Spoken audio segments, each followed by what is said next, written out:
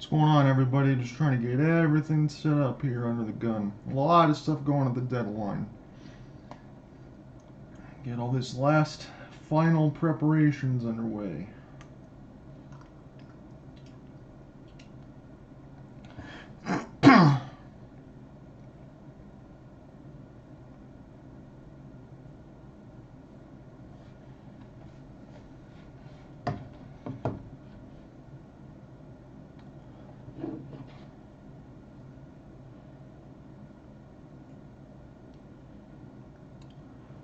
Alright, looks like we're all set here. So what's going on, everybody? John out here with you. It is Thursday, February 10th, 2022. All the dust has kind of officially settled here on the NBA trade deadline. If anything else comes in as I'm on here as well, I will get that to you. So I got some of my notes and everything prepared and kind of get things squared away. So we'll go through some of this stuff. Probably going to start a little bit in sequential order, but there's been some big ones, and then I'll probably talk about as well some moves that were not made. So I'm not going to stem all the way back into January. We're going to keep it in this month. So the first one of this month that was big was the Los Angeles Clippers on Friday, February 4th. They acquired Norman Powell, Robert Covington from the Portland Trail Blazers in exchange for Eric Bledsoe, Justice Winslow, Keon Johnson, and the Detroit Pistons 2025 second round pick. And again, that's not the Pistons pick, that's just what they owed at the time. So Norman Powell is only 28 years old. And at this point, the general manager, Jerry West of the Clippers, said if Norman Powell played as a volume shooter, he would average well over 20 points a game. He's a winner, and he's somebody that we want on our team. So right now, he's already at about 19 points per with a block per game.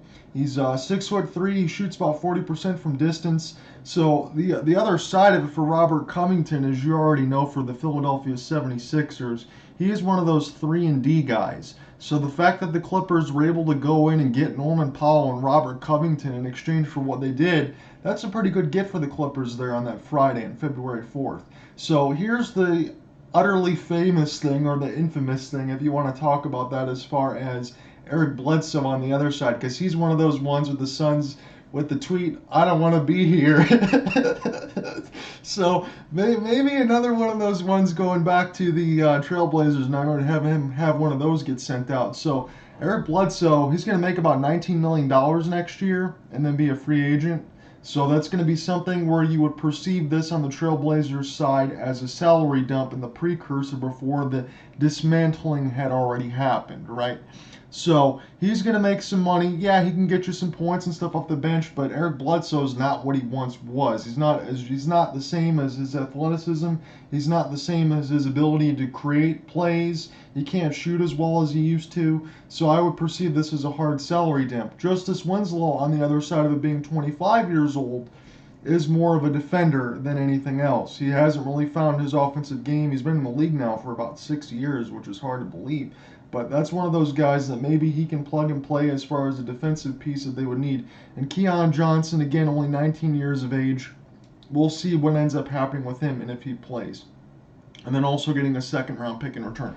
Look, it's not the worst thing in the world for the Trailblazers to end up doing it this way, because you know that the rebuild is all coming, and that's the way that it's got to start. But this was a big move. On Monday, February 7th, the Cleveland Cavaliers acquired Caris LeVert and a 2022 second-round pick from Miami,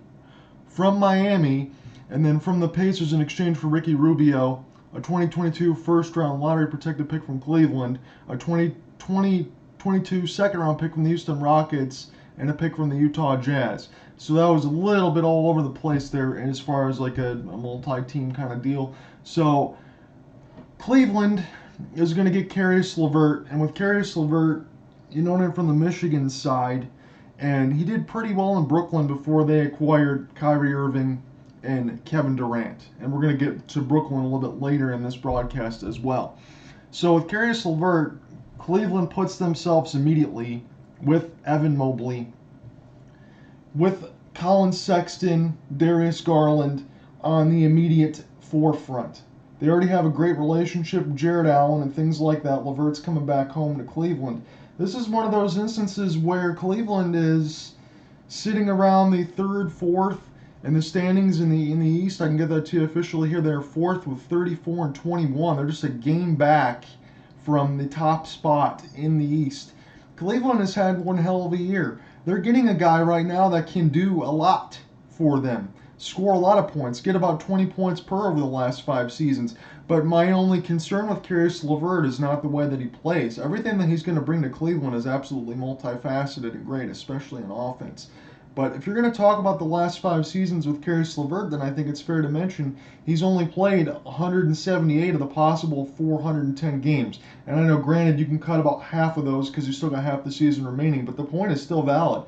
Caris LeVert is best when he's on the floor, and the question is whether his availability is going to be there. Maybe there's a safety net in regard to it, like I said, because of Sexton and Garland and Jared Allen and Evan Mobley and some of the other pieces that are available for you.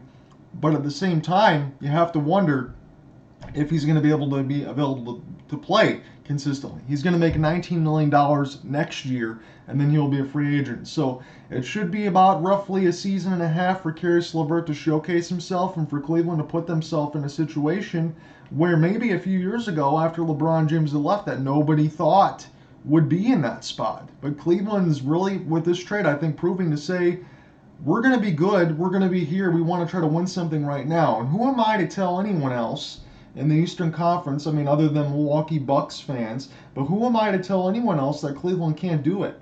When I look at some of the other teams right now in the Eastern Conference, between the Miami Heat, the Chicago Bulls, the Philadelphia 76ers, we will get to them as well, the Raptors and the Celtics, who've been hot of late, the Brooklyn Nets, who we're going to get to again, they're just as good as all of these teams right now, and they're in the thick of it right now. Again, when everything slows down going to playoff time and you get a little more one-on-one, a little bit more isolation and things like that, you see where the chips fall and where the dice is going to roll. But at the same time, you have to look at this trade for Cleveland and think they did a really good job on the forefront here, and not a lot of people are going to be complaining about it. As far as the Pacers, Ricky Rubio is going to make $18 million next year, and then he's going to be a free agent. Ricky Rubio also averages about 13 points a game and 6 assists. So he's a pretty good player. Again, the Indiana Pacers are looking more toward that rebuild because you're talking about some of those picks and everything else that are going around.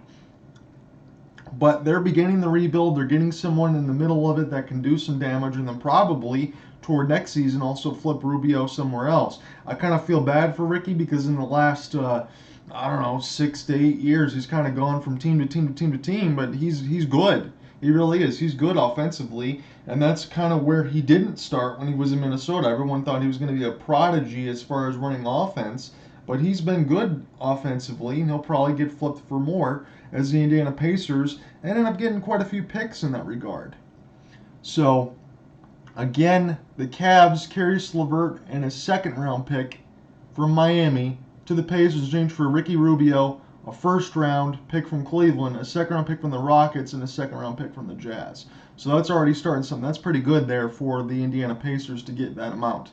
And this, I'm going to hold my final thought on because there's going to be a little bit of follow to this trade that we will get to next.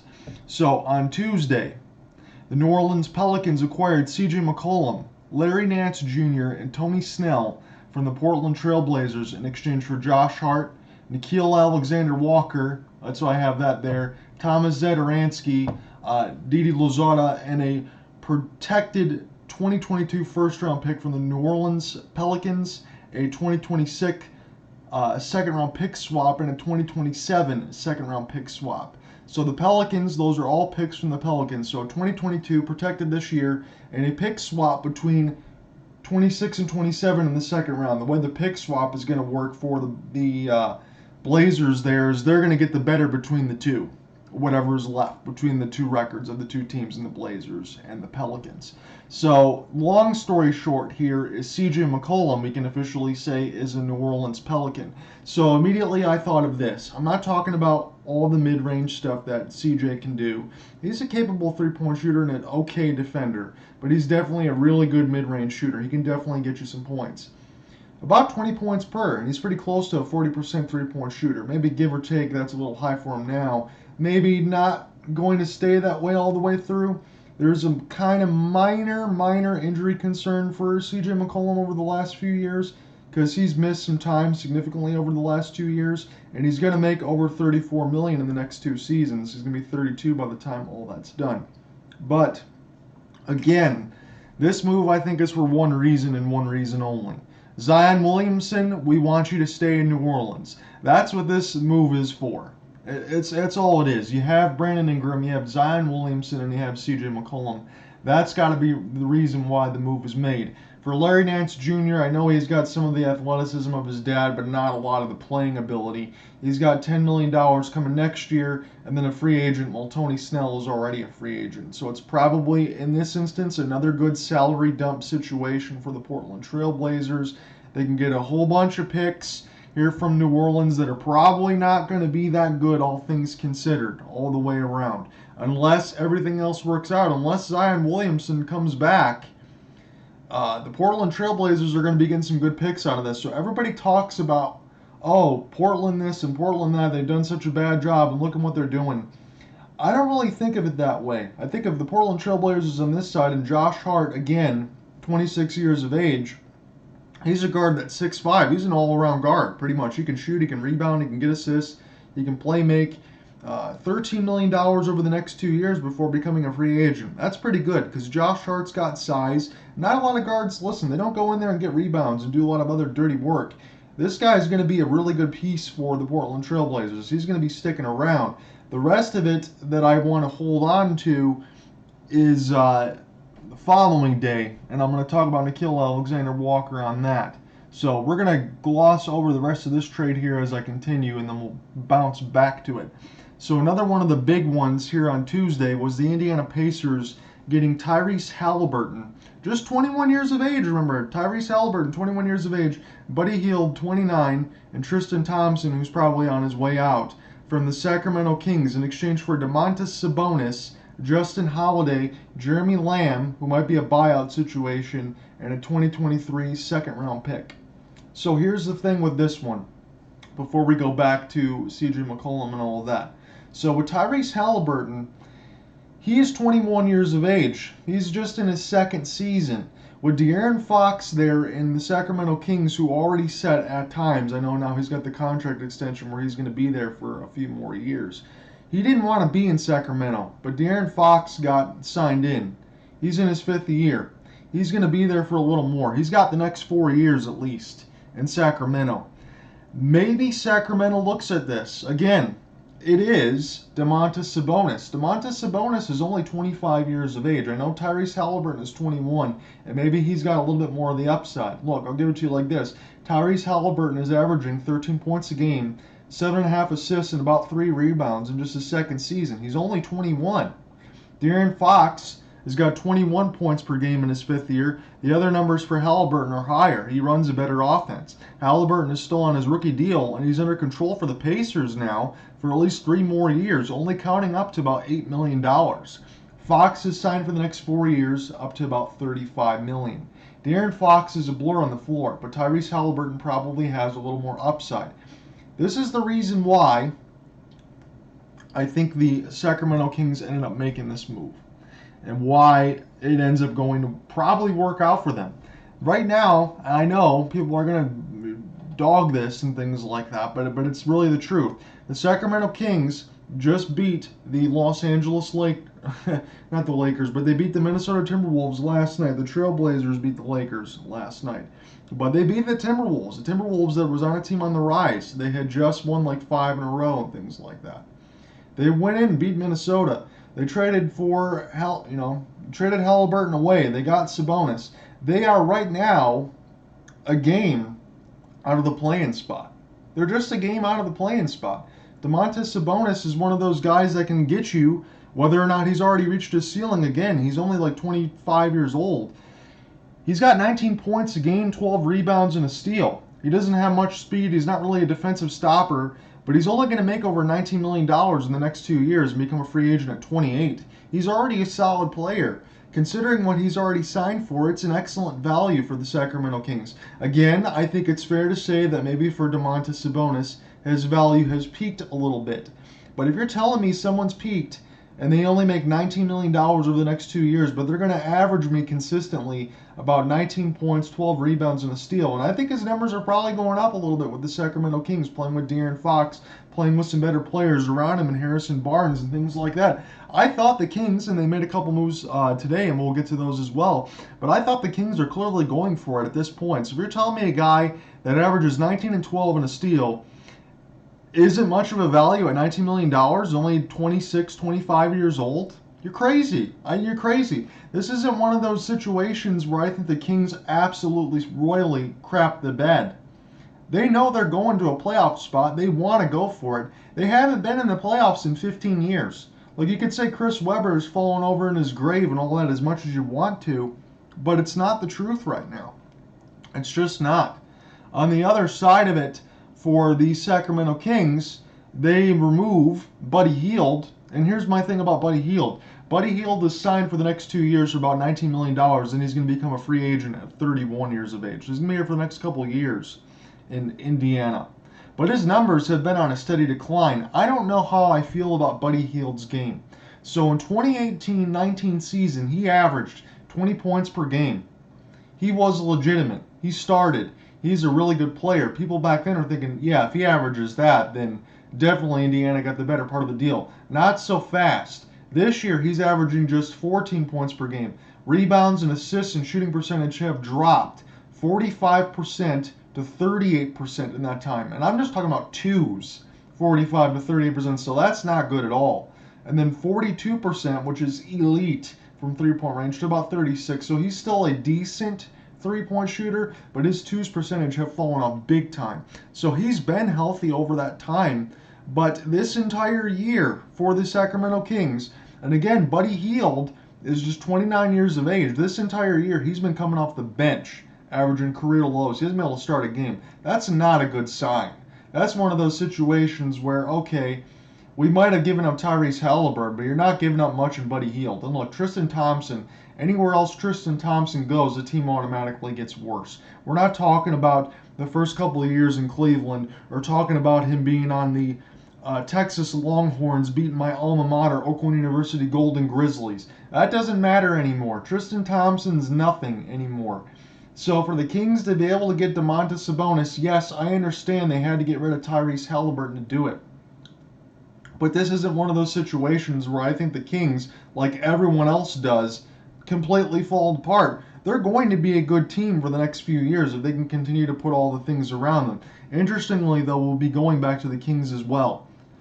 So there's a few other things going on, and this is where I want to bounce back to from the Nickeil Alexander-Walker, C.J. McCollum thing. So the next day, on the day before the trade deadline, Wednesday, February 9th, the Utah Jazz got Nickeil Alexander-Walker from the Portland Trail Blazers, who just acquired him the other day, and Juancho Hernan-Gomez from the San Antonio Spurs. The Trail Blazers, so the Utah Jazz got Alexander-Walker from the Trail Blazers and Hernan-Gomez from the Spurs. The Blazers acquired Joe Ingles and Elijah Hughes and an undisclosed second-round pick from the Jazz. The Spurs got Tomas Satoransky and a second-round pick from the Jazz. So for just a couple of second-round picks, the Utah Jazz get a young guard in Nickeil Alexander-Walker that can do everything. He's in his third season. He's a 6'6" guard. He can play forward as well. He gets about 12 points per game. He's still on his rookie deal, and the most that can go up to is $7 million for the next 2 years. So for just 2 second-round picks, for them to get Alexander Walker, I think is an absolute steal for the Jazz. I think that's something that can fit them into the sense of, okay, the Utah Jazz right now, and let's look at it. So the Utah Jazz are fourth in the Western Conference. They're kind of rebounding a bit. They went on a crappy losing streak just a couple weeks ago, and now they've won 4 games straight. They're keeping pace with the Grizzlies here, or thereabouts, within about 4 games. Obviously, nobody right now is catching the Phoenix Suns or the Golden State Warriors. They've been the class of the league. But the Utah Jazz get a piece I think that they can really use for a couple of years that's on good contract and good money, and all you really have to do is give a couple second-round picks. That's a good job there. So Tomas Satoransky for the Spurs, $10 million.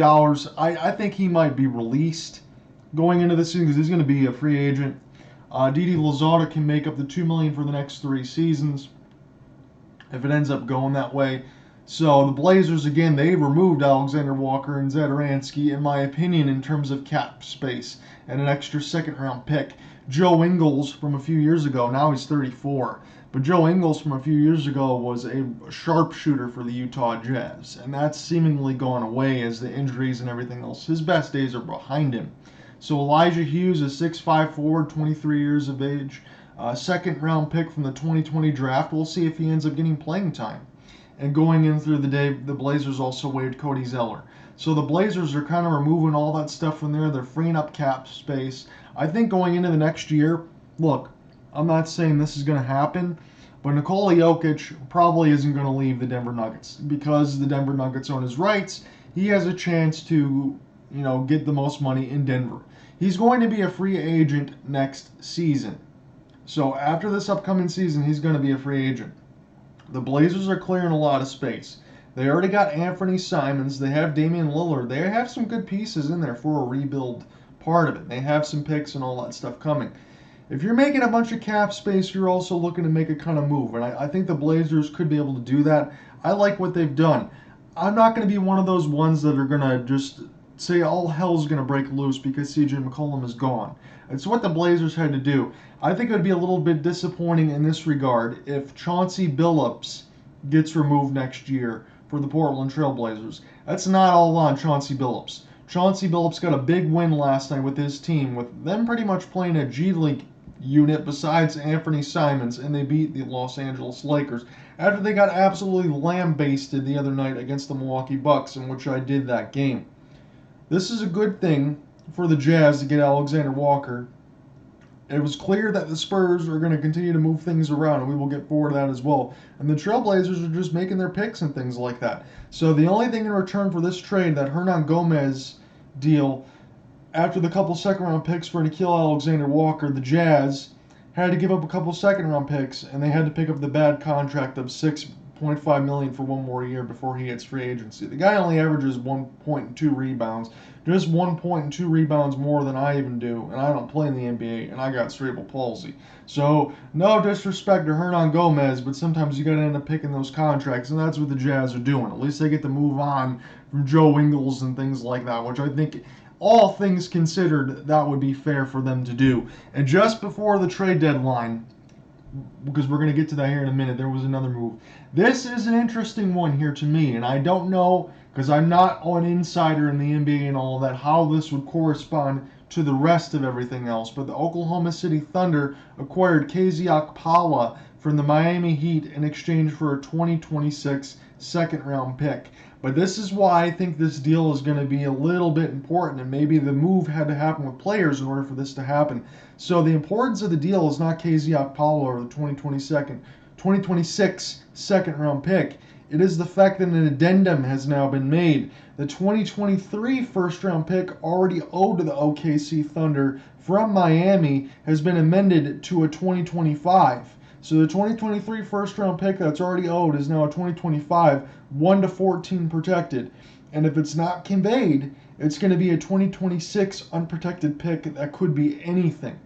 So what Oklahoma City Thunder, I believe, are doing, and what Sam Presti is doing, is moving that stuff, delaying that pick to about 2026 or at least 2025, 1-14. As if it doesn't get conveyed, the Miami Heat are going to be good for the next few years. So he's going to try to get the highest value of that pick as possible. Now, what crazy Sam Presti is also doing is stockpiling all those picks that he's been doing over the last, I don't know, I'd hate to say it like this, but it's almost the truth, 8 to 10 years. So whether or not the Thunder will be good, that comes down the line and how the ping pong balls fall and what you end up getting ultimately. Because, again, Sam Presti was the one that drafted Russell Westbrook. He got James Harden. He got Serge Ibaka. The dude knows how to draft. Obviously, he didn't know who to keep, as far as he kept saying Serge Ibaka and let James Harden go to the Rockets now, which seems like a long time ago. And we'll get to James Harden here in a minute. But Sam Presti, I believe, and the rest of the team now from, again, Domantas Sabonis, who is now a Sacramento King, or maybe Josh Giddey or some of those other things in there, Shai Gilgeous-Alexander from a trade. Sam Presti knows how to make moves. And that addendum, I think, allows him to be able to get the highest value of that lottery pick that they have. My only question and concern for Oklahoma City fans is not the patience, because they've been patient. I think at some point toward probably 2026, 2027, the end of this decade, the Oklahoma City Thunder could become a super team for a long, long time with the amount of picks and things that they have. But will Sam Presti be able to take roughly these next 4 to 5 years, get that long rope, and then be able to see it all the way through? Because I have no doubt that Presti knows how to draft, to get things done, get things in a trade, and acquire assets. But how long will you be able to use those assets for? How long will you be able to get that leash, keep the team that you have, and just not see success? Again, I know the Thunder fans and everything else are patient, but you really have to be careful when doing those kind of things. And at the end of the night, as we said, with the Lakers losing to the Portland Trailblazers after dismantling their whole team, that was something. That really was something. That's not good in Tinseltown there. So let's officially get to it now with the NBA trade deadline day, Thursday, February 10th, and the main reason why I'm on here.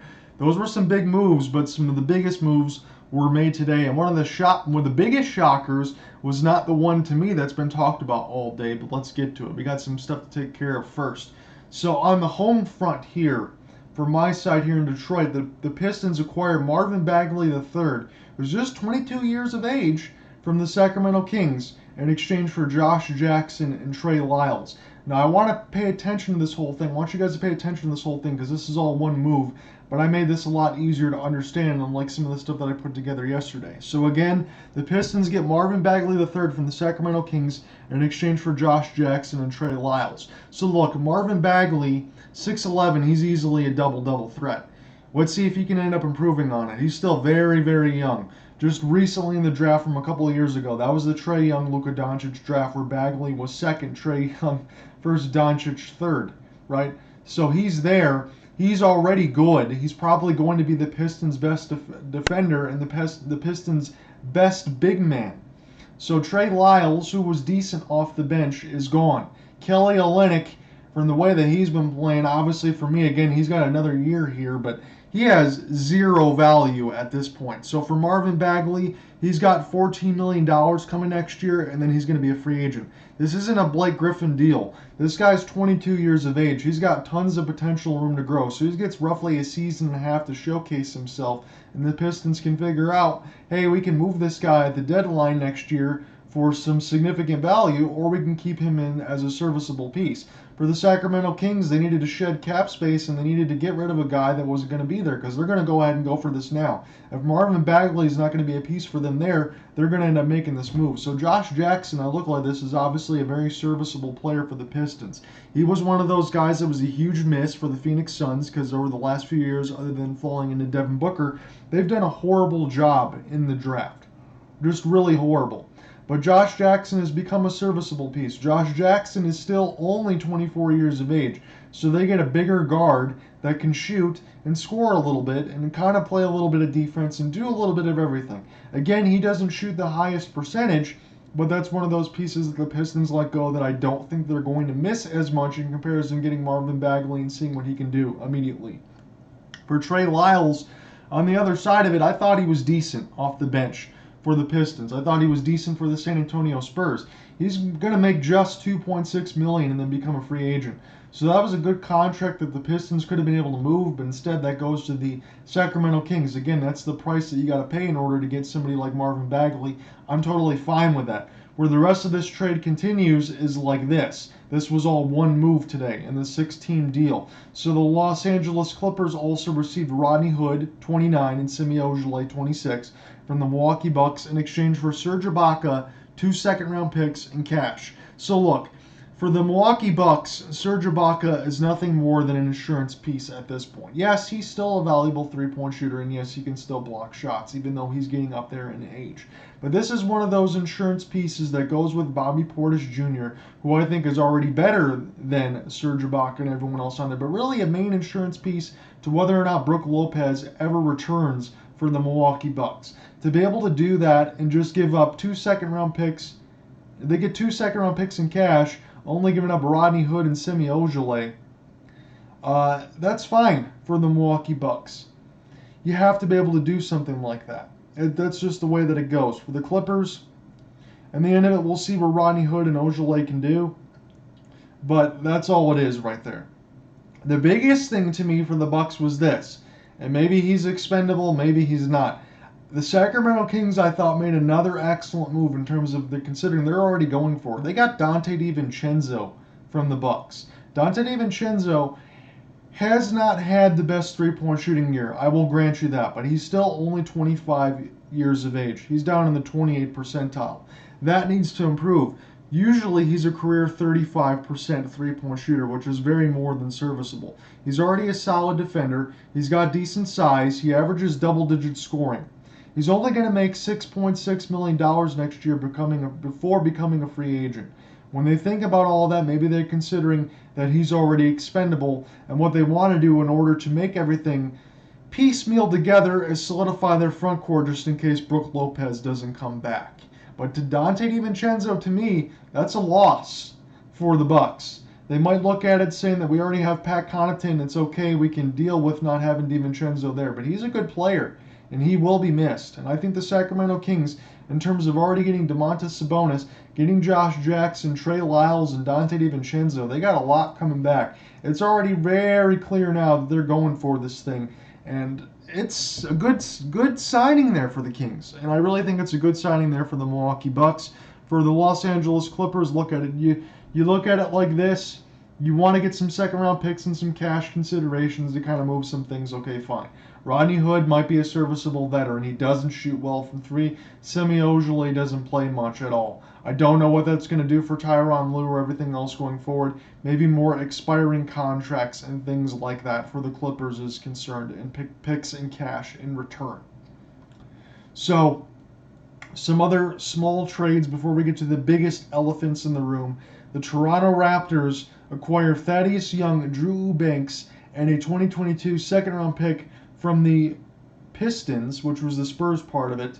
The San Antonio Spurs get Goran Dragic, who I think is going to end up getting moved and bought out, and it protected 2022 first, 1-14. So that's good there for the Spurs. Look, I like Thaddeus Young. Thaddeus Young is a little long in the tooth, but he's a guy that can always play between a 3 to 5 spot, no problem, and get you points. That's one of those things where Drew Eubanks, we'll see what happens with him as far as how much he plays, younger kid, and things like that. But it's a first-round pick for the San Antonio Spurs and a buyout there for Goran Dragic so he can go to where he wants to. The Boston Celtics, again, we talked about it from a few weeks ago, Bol Bol and PJ Dozier. Now Bol Bol and PJ Dozier, both in injury concerns, are now getting shipped to the Orlando Magic. So I don't know how these guys are still injured. Going to a second team, the Celtics get a future second-round pick, and all things considered in considerations. So the other one here for the San Antonio Spurs, they're going to get Josh Richardson, Romeo Langford, and a protected 1-4 pick for the Boston Celtics this year in exchange for Derek White. Derek White is a really good player. He's going to make $17.5 million over the next 3 years before becoming a free agent.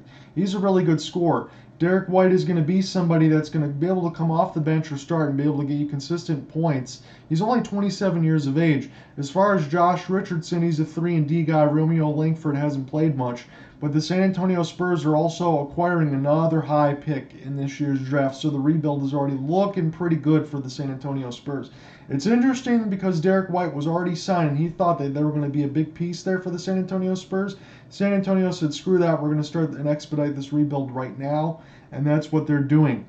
So the Phoenix Suns made a couple of small moves. They acquired Torrey Craig. The Indiana Pacers are going to get Jalen Smith, who was a young big man, 21 years of age, and a second-round pick. The Phoenix Suns are also going to get Aaron Holiday from the Washington Wizards in exchange for the lovely to be announced. So again, for the Jalen Smith side for the Phoenix Suns, hasn't played much, but he's 6'10", he's young.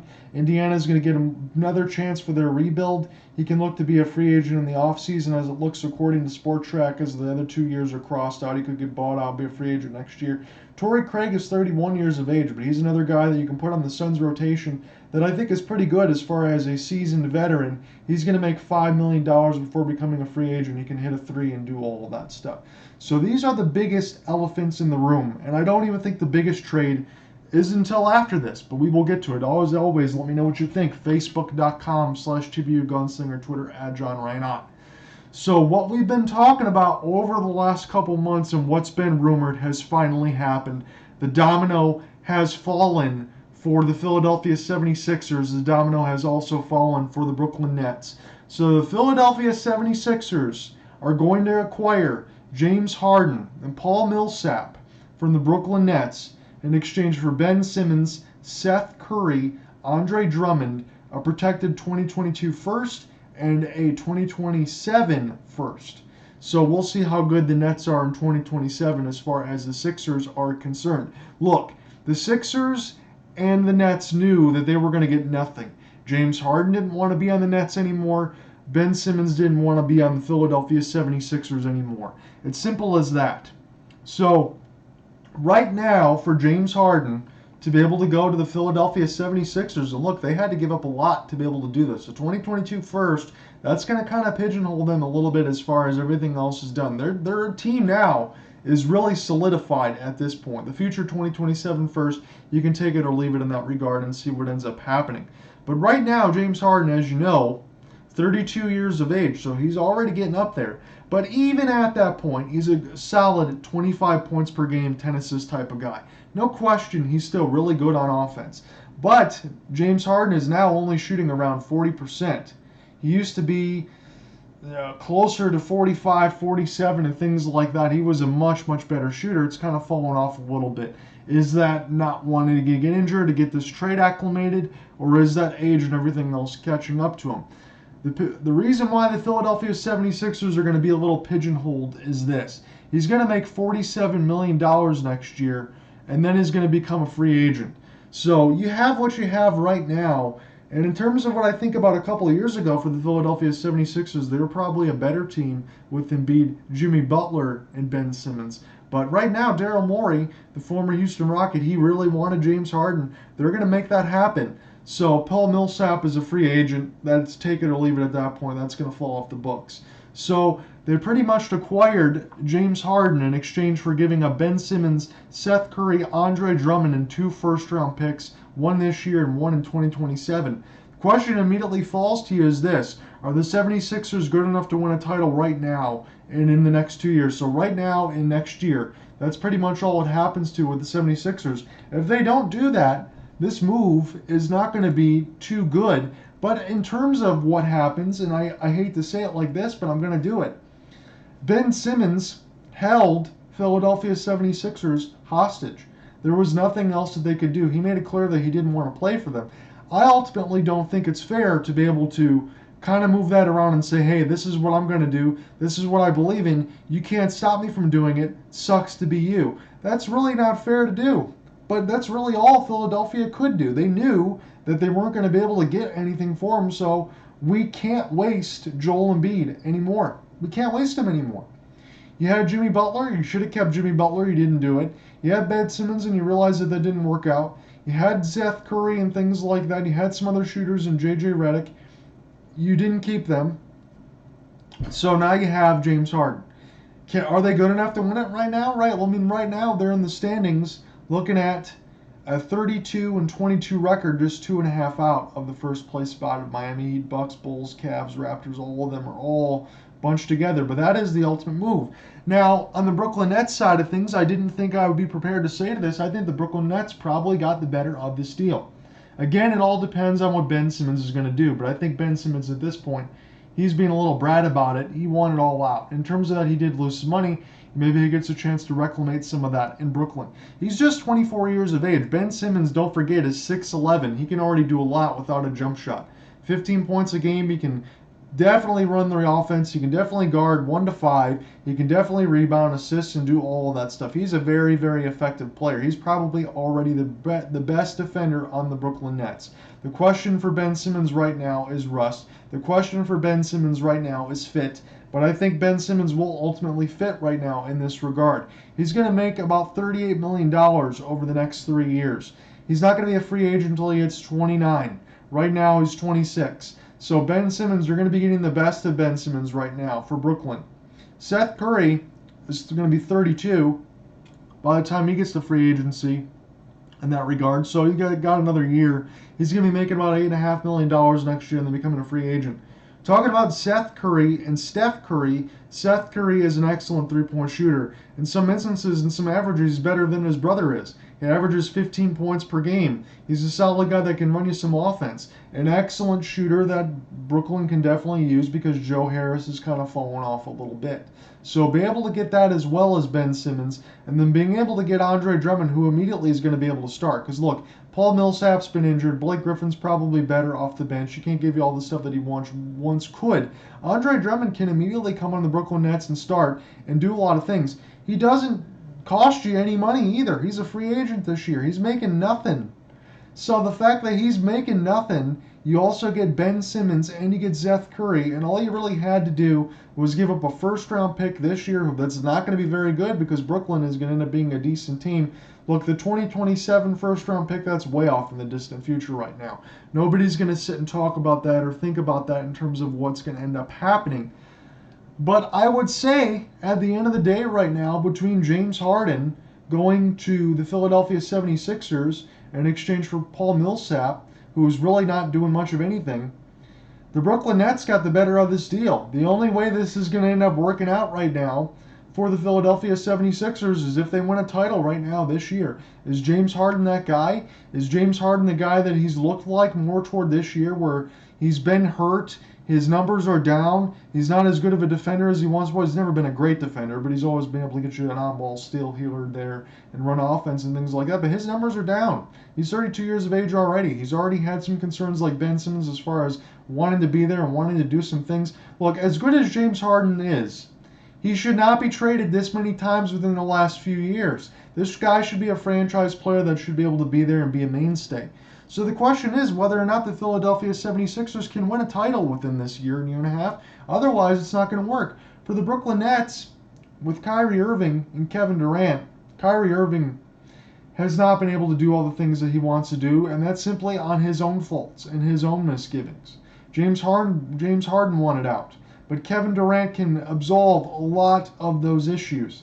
With Kevin Durant and Ben Simmons, and I think about some of the other shooters that you got around them, and Seth Curry and Andre Drummond going in there to be able to clean things up, Brooklyn Nets should look pretty good. The Brooklyn Nets should still be able to do a lot of damage going into the playoffs, given if Kyrie Irving has got to be there, he's got to be able to help out Kevin Durant. But once Kevin Durant comes back, the Brooklyn Nets are a really, really dangerous team. Those are just my thoughts. Facebook.com/GBUGunslinger, Twitter @JohnReinott. Also live on the Colorcast side of it. I can't believe nobody's joining me here on this. It's kind of disappointing. But it's one of those things where, again, can the Sixers win a title this year? And is Brooklyn still going to be able to win a title without James Harden? I don't blame Brooklyn for making this move. Because when you think about Kevin Durant, Kyrie Irving, and James Harden, those guys have only played 14 games together in terms of a year and a half of being together? That's not good enough. That's just not good enough.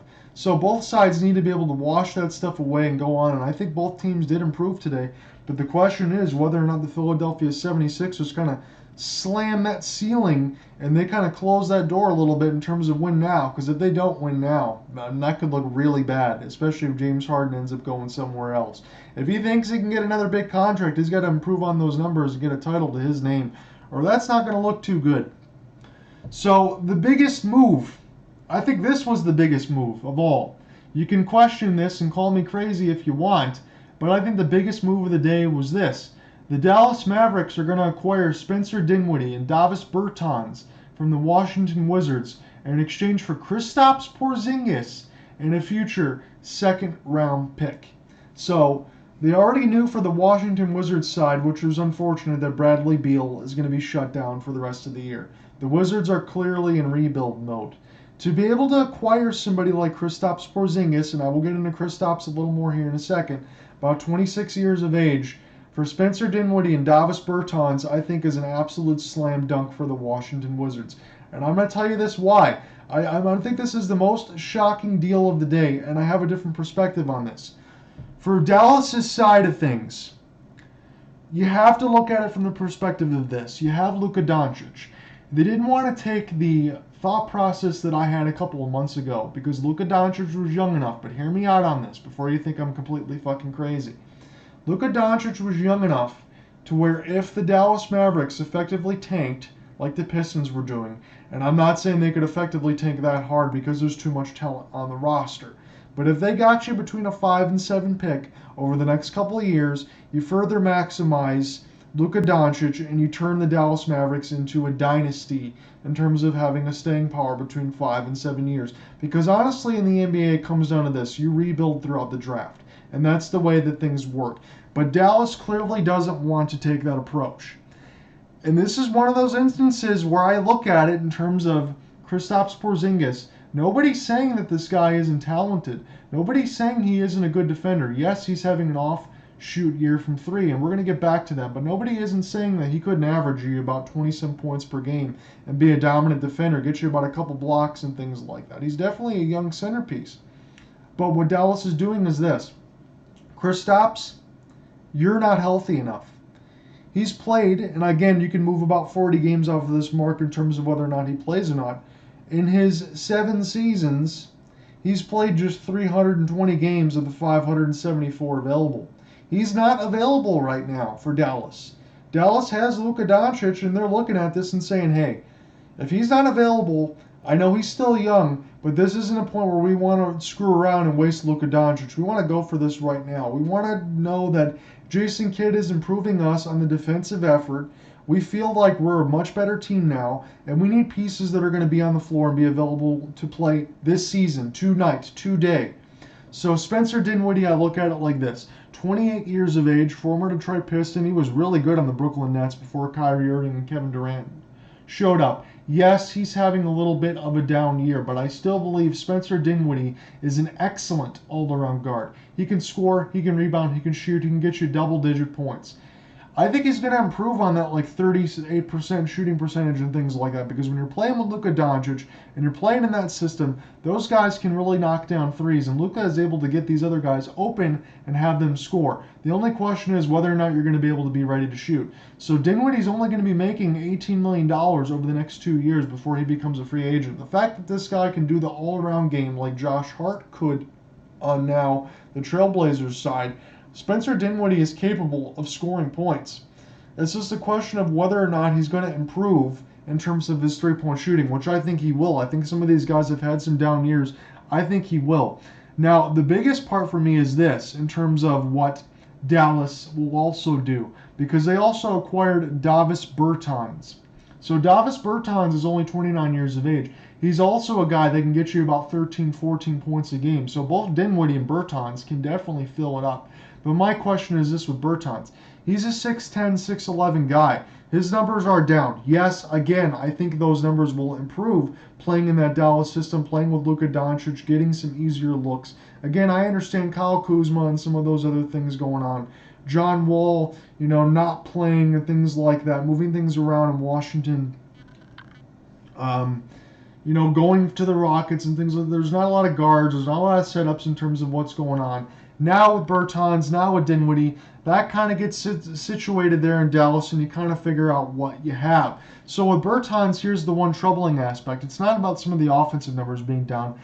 This is what bothers me. Being 6'10 and being 6'11, he's allergic to rebounds as a big. He can probably only get you about 3 rebounds a game. That's not good enough. The one thing with Davis Bertans that has really, really been solid for him, although not this year, he's down to about 34, 35%, which is still decent for shooting threes. But this guy was shooting about 44, 45% from three-point range. I mean, that's freaking elite level. If he can kind of find that form, he can already take what Kristaps Porzingis wasn't doing, and the fact that even though Kristaps was still averaging about 22 points a game, about like double-digit rebounds, about 2.5 blocks. I mean, Kristaps was doing a lot when he was on the floor, but Kristaps Porzingis this year was only shooting about 27% from three, which is horrific. This guy, Davis Bertans, can get you closer, usually around his career average to 43, 44%, which is outrageous. So if he can do that kind of stuff, I mean, my God, there really is nothing you can do as far as stopping that. So on the Washington side of things, again, we've talked about it. Bradley Beal is out for the season. the Wizards have started to make some moves. They've started that rebuild. And look, I think Kristaps Porzingis is an excellent defender.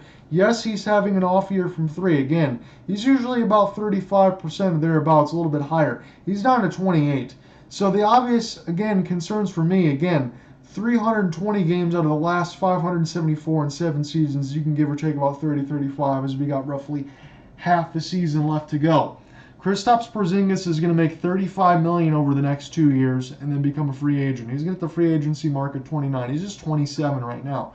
So no question in my mind that Kristaps Porzingis is an excellent player. He could be a franchise centerpiece. He was a franchise centerpiece for the New York Knicks, and then they ended up moving on with him because of injury concerns and things like that. Still got injury concerns right now. If he can stay away from injury concerns, again, I don't think Spencer Dinwiddie and Davis Bertans giving up on them. Again, it was more kind of a, I'm not going to sit here and say salary dump because I feel like Bertans and Dinwiddie can move on from that. But for Washington, it was a little bit more of a salary dump and getting a very, very, very good player in return. If Kristaps Porzingis gets through these injury concerns and stays healthy, Washington has an excellent, excellent player to pair with Bradley Beal next year. Trimming if Bradley Beal wants to stay. I imagine at this point he would, and I imagine at this point with the Washington Wizards rebuild being a little bit expedited, that is an excellent move there for Washington. So as far as some of these other teams that we're talking about that people thought maybe weren't doing much, the Sacramento Kings going out there and getting Sabonis, going out there and getting some other shooting there as we talked about there early. And here, let me go back through some of these notes and talk about that here. So getting Dante DiVincenzo and Sabonis, getting Josh Jackson and Trey Lyles. They've kind of got through some of that salary cap hell, and they've provided something in a scoring punch for this year that is really appropriate. It's something that I think of, okay, I look at it and we say, the Sacramento Kings are going to try to make a move this year to get in the play-in spot. That's immediately what was thought of when the Tyrese Halliburton deal was done. But it's the truth. They can go into it this year, get in that spot, go into it next year, and be a playoff team. The Sacramento Kings have been trying to be a playoff team for a long, long time. It's been 15 years. It's been Chris Webber and all that stuff. People argue again, they're rolling over in their grave, what's going to get done? But the Sacramento Kings, I think, did an excellent job. The Washington Wizards, underrated, did an excellent job in terms of starting that rebuild, in terms of what they wanted to do. Those are some under-key moves that are not being talked about that I think that should be. And here, before I recap the entire thing, I want to get into some moves that were not made, and I want to get into something else for the Boston Celtics as well. So the Boston Celtics, again, this might be considered a little bit of a smaller move, but I want to go ahead and equate this to you anyway. So the Boston Celtics have reacquired Daniel Theis from the Houston Rockets. And again, this is going to be a little bit of a salary dump or exchange because Bruno Fernando, not making a lot of money. He's only signed for about $2.5 million next year. So $2.5 million, that's not much to pay. And his freedom is a free agent next year. So that's already done. Dennis Schroeder is going to be the one that's going to get bought out and be done. Again, that's only like $1 million there because remember, Dennis Schroeder bet on himself, and the Los Angeles Lakers pretty much turned down about almost $100 million and now making nothing. The Lakers haven't made a move at the deadline. The buyout with Dennis Schroeder and the reunion come on back. That looks pretty good there for the Lakers. You think something has to get done. But for the Boston Celtics, look, they needed to do this. They needed to reacquire Daniel Theis. He fit there already. He could already knock down a three. He could already rebound. He's going to be the Boston Celtics' best rebounder. Whether or not Grant Williams or Robert Williams work out, Daniel Theis can immediately go back in the front court with Jason Tatum and Jaylen Brown that are already getting things antiquated, getting things fixed, and saying, okay, here, now we have Daniel Theis, now we have Derek White, we're trying to get this thing back on track.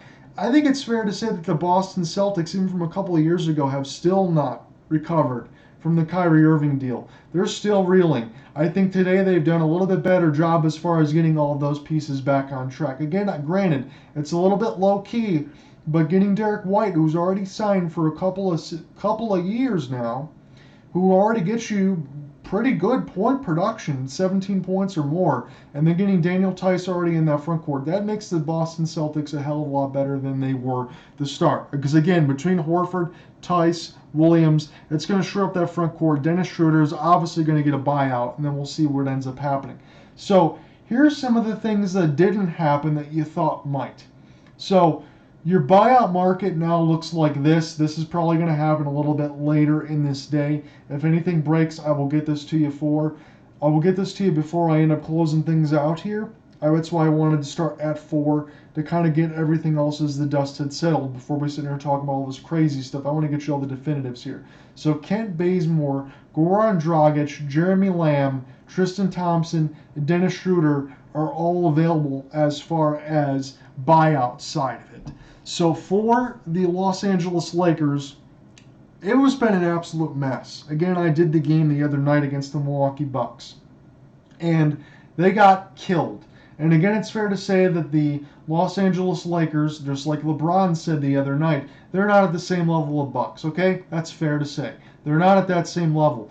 But what was clear the other night to me, after losing to the Portland Trailblazers, it can't be at that level. I mean, besides Anthony Simons, that whole entire roster that was on the floor for Chauncey Billups, and good on him to be able to get that win, the whole entire roster that was on the floor there was G League guys.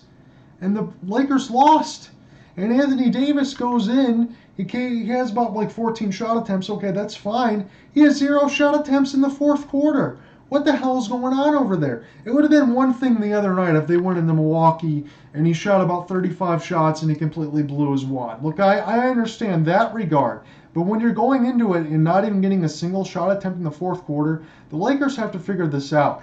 I don't know if it's one of those situations where Anthony Davis is as talented as he is. He's one of those guys that doesn't demand the ball as much as he should. But you better fucking start. You better do it soon. They got to figure that out right now, because if they don't, that doesn't look good. And look, there isn't much that the Lakers can do right now to shore up this roster.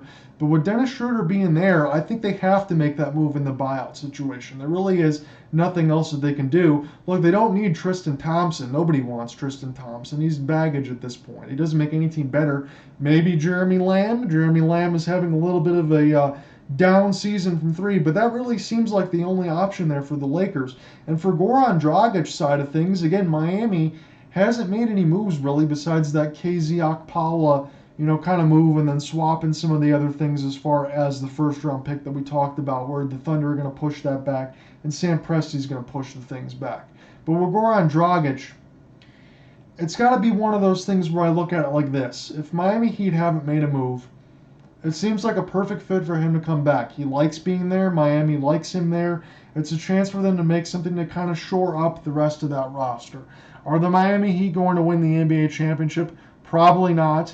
But are Miami Heat going to be one of those teams that are going to sit there and stay there at a long level? I think they will. I think they're going to be relevant at least for another 3 or 4 seasons. So that makes a lot of sense. And as far as one of the moves that wasn't going on in the hometown side of it, I want to bring it to you like this. Jeremy Grant for the Detroit Pistons. So within the last couple of days in Jeremy Grant, they talked about, and Troy Weaver talked about, this is going to be one of my guys that I want to either, and I thought maybe they should have done this move last year, but this is going to be one of my guys that I want to be able to keep now if I don't make a move this year. So let's say Jeremy Grant makes it all the way through the offseason, and then they figure out a buyer or suitor then. Okay, fine. You're probably not getting 2 first-round picks for Jeremy Grant like Troy Weaver wanted. Maybe you would have got that last year. I thought maybe that was the better time to trade him last year when he was really hot, when he wasn't injured. You knew exactly what you were getting. Again, the asking price is high for Jeremy Grant. Probably too high for a lot of these teams that want to make their move on. But I ultimately, even going into next year, if Jeremy Grant stays and he makes about $100 million or whatever he wants, granted, I think if he was healthy, he could definitely get $100 million. If I was the GM, he could definitely get $100 million for Troy Weaver, I would think, if he's healthy and if he can play, because he can get you about 20 points per, and he's a really solid piece. He's a piece that the Denver Nuggets, I'm sure, definitely miss, considering they don't have Jamal Murray or Michael Porter Jr. So if Jeremy Grant plays out the rest of the year, which it looks like he's going to do, and then get moved in the offseason, fine. I probably think a first-round pick or something like that would suffice, or whatever else. But if he goes into next year, let's say you figure out going into next year, the 2023 season, 2024, things like that, you'll find out exactly how that rebuild's going to go. Marvin Bagley III, Saddiq Bey, Jeremy Grant. That already looks pretty good. You'll figure out whether or not Isaiah Stewart's going to be able to come off the bench or not. I ultimately don't consider that a huge loss for Detroit to be able to hold on and keep Jeremy Grant, because I don't think of it again as a Blake Griffin situation. I think of it again as a guy that has a lot to give for the Pistons, and I do think that they like each other right now. Like, okay, you shake your head, the feeling's mutual right now, but you know I do have my amount of teams that I want to be able to try to move on from. That's fine. But again, I don't think it's the worst thing for the Pistons to be able to hold on to Grant today, explore the options in the offseason, and see what ends up happening. So what do you think? Facebook.com/TBU Gunslinger, Twitter @John Reinott. So there's been a lot of moves today, a lot of things that were talked about. And I'm going to recap this here really quickly before I get the hell out of here today. So Norman Powell, Los Angeles Clippers on Friday got Norman Powell and Robert Covington as the Portland Trailblazers started the rebuild in exchange for Eric Bledsoe, Justice Winslow, Keon Johnson, and a 2025 second-round pick. Jerry West had noted on the GM side that he wanted Norman Powell. He's a really good volume shooter. He would average well over 20 points per game. He's a winner. He's definitely a guy that we can get on the Clippers side of things and do very well. At 6'3", to be able to already average a block per game, gauge about 20 points a game, that's really good. And he shoots 40% from distance. So getting a 28-year-old Norman Powell, I think, is really good. For the Portland Trailblazers, as I talked about, the famous "I don't want to be here" for Eric Bledsoe, I'm assuming he's not going to want to continue to stay with the Portland Trailblazers. Got about $19 million next year, then Portland can move on from that. Justice Winslow, a capable defender, $4 million, and then a free agent next year. Keon Johnson, the 21st pick this year. We'll see if he continues to develop and stay with the Portland Trailblazers. On the other side of things, on the Monday, again, as we recapped, Caris LeVert from the Cleveland Cavaliers, second-round pick, also from Miami, coming to Cleveland. And then in exchange to Indiana, Ricky Rubio, a first-round pick, lottery protected from Cleveland, a second-round pick from the Rockets, and a second-round pick from the Jazz. So the Cleveland Cavaliers right now, as we've mentioned, they're sitting fourth in the Eastern Conference. They're just pretty much a game out from that first spot. You already have Evan Mobley, as I said. You already had Colin Sexton. You already have Darius Garland. You look really, really good. Cleveland looks to be a mainstay. If you thought about the instances, as I've talked about, that LeBron James, they'll never be able to recover from losing somebody like that. They clearly did. Caris LeVert is here to stay. He's going to be here for about another year and a half. He's going to make $19 million, and then he's going to be gone after the year. Close to 20 points per over the last 5 seasons. My only question, once again, for Caris LeVert, and you can give or take about 30 or 40 games because we got roughly half the season to go, a little bit less. He's only played 178 games in the last 410 in the possible 5 seasons. That's the only question I got on Caris LeVert. Love the size, love the offensive versatility. I think he's going to be good. On the Pacers side for Ricky Rubio, he's kind of moved around over the last last 4 or 5 years, all around. Like the luggage has been carried back and forth over and over again. But that might be okay. Ricky Rubio is someone that can go in there. He can do some damage as far as scoring some points, and we'll see what else he can bring to the table. But that's all it is right there as far as the offensive side of things for Rubio. For the final verdict, Nickeil Alexander-Walker going to the Utah Jazz in exchange for a couple of second-round picks. The New Orleans Pelicans officially acquired C.J. McCollum, Larry Nance Jr., and Tony Snell. Larry Nance Jr.'s got about another year left on his deal, and then he's going to be a free agent. He's going to make $10 million and then be a free agent. Tony Snell is going to be a free agent on the outright. For the Portland Trailblazers, they get Josh Hart, who's a do-it-all, all-around guard, 26 years of age. Tomas Satoransky's got moved. Didi Lozodia will stay with the Trailblazers, but the question is whether or not he's going to be able to develop. The Trailblazers, in turn, got a 2022 first from the Pelicans, which is going to be a really good one because the Pelicans are going to be looking at lottery balls. And the 2026 second and 2027 second will be a pick swap. So whoever has the better record between the Pelicans and the Blazers will get the better pick between the two. So to me, with C.J. McCollum, again, he's a little bit long in the tooth. He's going to make his money over the next couple of years, but he is a minor injury concern. He will be a free agent at 32. He's going to make $34 million over the next 2 seasons, which is a lot of money. But C.J. McCollum, when he's healthy, is a 20 points per game player, and he's pretty damn close to a 40% three-point shooter. But the question is not whether he could stay healthy because he's already 30 and the injury bug is hitting. But the main deal of doing this move is whether or not Zion Williamson is going to be able to stay. Because if Zion Williamson doesn't stay, just Brandon Ingram and CJ McCollum is not going to be enough. I think for the Trailblazers, it's a good all-around pick as far as Josh Hart in terms of being able to rebound, assist, the jack-of-all-trades type. It's going to make just $13 million over the next 2 seasons before becoming a free agent. He's going to be a solid piece I think people are going to like in Portland. For the Indiana side of it, officially they have jump-started their rebuild. Tyrese Halliburton, Buddy Hield, and Tristan Thompson from the Kings exchanged for Domantas Sabonis, as we talked about, Justin Holiday, and Jeremy Lamb, and a 2023 second. So for Tyrese Halliburton, and I mentioned this to you, De'Aaron Fox already signed. Tyrese Halliburton still on his rookie deal, just his second season, averaging 13 points, about 7.5 assists, 3 rebounds. Really, really good numbers. They have De'Aaron Fox already. The Sacramento Kings have not made the postseason in over 15 years. It's last with Chris Webber. Tyrese Halliburton, again, is only going to cost up to $8 million over the next 3 years.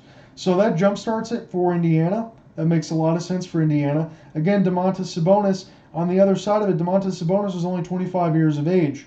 And they're throwing away right now, if you think about it like this, they're throwing away 19 points per 12 rebounds and a steal. Again, he doesn't have much speed and defensive stopper, and it's fair to say that Domantas Sabonis might have already peaked. But that is a lot to give up as far as excellent value for the Kings, and what I officially believe. If you're going to get a guy, like I said, that averages $19 million over the next couple of years, that's already signed there with De'Aaron Fox, that's not a bad thing, because he's going to get you those numbers consistently. Indiana needs to restart that rebuild. Tyrese Halliburton is that big piece, but I warned you, and I warned a lot of these people that Buddy Hield might be on the downturn.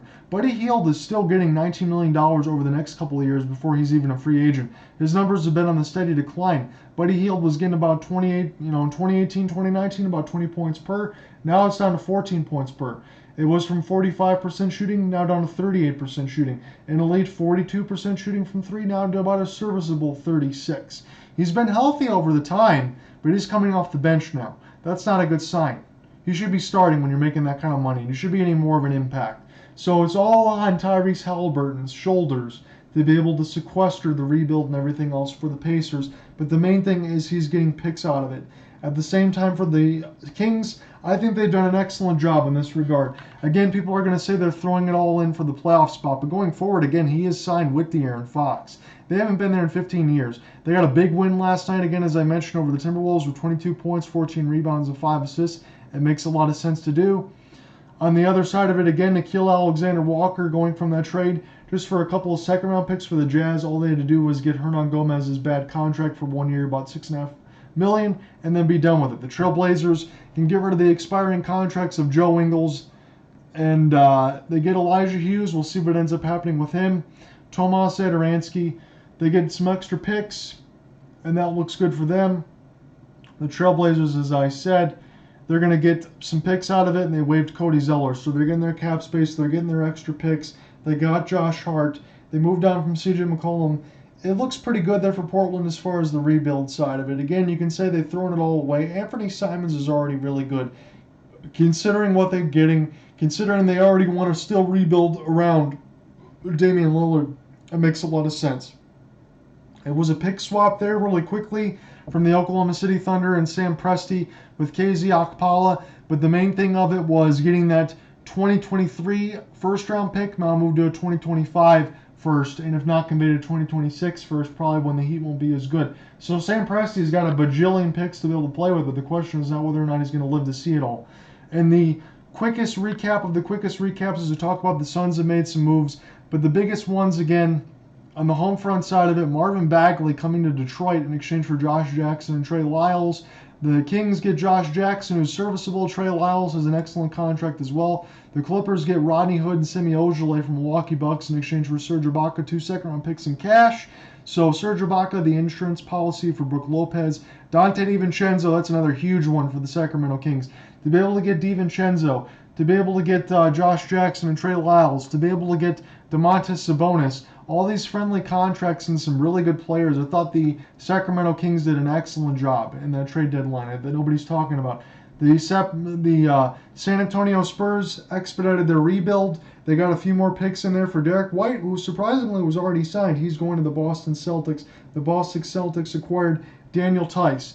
But the biggest ones, again, that we recapped, it was Philadelphia 76ers for James Harden. He goes to the 76ers and Paul Millsap. The Brooklyn Nets get Ben Simmons, Seth Curry, Andre Drummond, a first-round pick in 2022 and a first-round pick in 2027. The question is now, can the Philadelphia 76ers effectively win a title this year or next year? And is James Harden going to leave again after that? Again, because James Harden is averaging $47 million next year. Is that going to be done? His numbers are down. It's clear that he's a guy that's 25-10, but his numbers are down. He's shooting around just 40% right now when he usually gets about 45 to stuff like that. And his defensive numbers are down. Ben Simmons, again, he hasn't played all year, but Ben Simmons is still only 24 years of age. He's not going to be a free agent until about 29. He's going to be signed for the next 3 years for Brooklyn, so that's going to look pretty good. You get Seth Curry, who's a really good shooter, just like his brother, in some ways effectively better percentage-wise, if you want to go like that.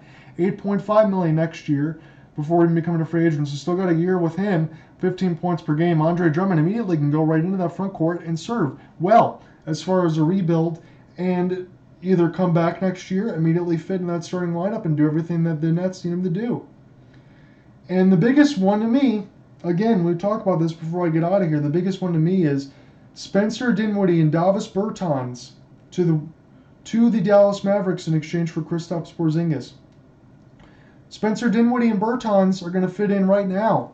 The Mavericks are looking at it as, we want to be good right now, and we don't know if Kristaps Porzingis will be around, if he's healthy, if he can play. Again, he's played just 320 games of the last 374. Hasn't looked all that good as far as being away from the game. When he's on the floor, he is absolutely tremendous. He can get you 20 points per. He can get you about 2.5 blocks. Again, he's shooting 28% from distance this year, normally around 35. That should get a lot better, but we'll see what ends up happening. On the end of it, for Davis Bertans and for Spencer Dinwiddie, you're bringing in a guard that can do some damage for you right now. And that's one of those instances where Dallas looks at it, we want to do some damage right now, we want to maximize it. They don't want to take the same strategy and precautions that I thought that they would say, okay, look at it. We're going to take the last couple of years, we're going to suck, and then we're going to rebuild because Luka Doncic is good enough. No, they're going for it right now, and they're mortgaging some of that ceiling. But those are just my thoughts, and that was the quick recap of what the full-blown stuff that we've already did for the trade deadline. As always, let me know what you think. Facebook.com/TBUGunslinger, Twitter @JohnReinott. As always, guys, have a good one, and if you join the stream, I thank you, and I appreciate that. If you have any questions, comments, and concerns, I will leave them below. As always, guys, have a good one, and I will get all this stuff uploaded to the site and everything